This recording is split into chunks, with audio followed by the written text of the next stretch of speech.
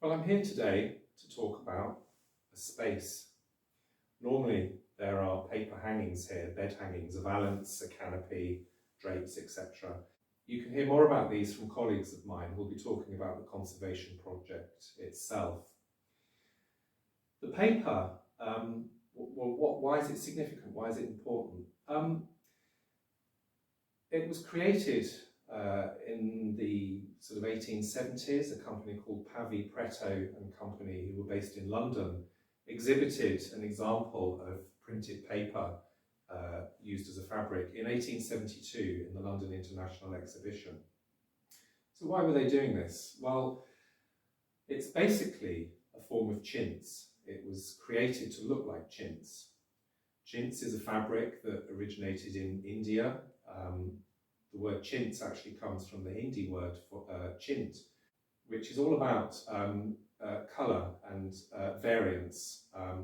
And the original chintz from India would have had a very plain background, and it would have been a cotton background, particularly calico. And then various images are printed, usually flowers, bamboo was a popular motif.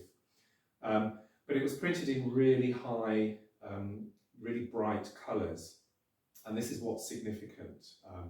If you printed chintz on cheaper cotton, the dye would run and it would fade really, really quickly. So the idea was to have really bright, vibrant colours on fabric.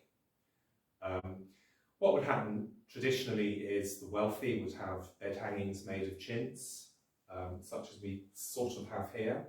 And as fashions changed, the chintz would be handed over to servants who would make clothes with it.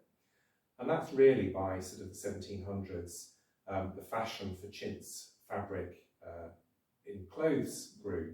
And if we think back to the 1970s and the 1980s, that was still going on with Laura Ashley, for instance. And Princess Diana, when she first came into the headlines, would wear a lot of chintz, and that's where it came from.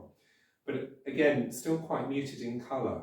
Only the original chintz from India would be vibrant. So there was a long process of trying to replicate that.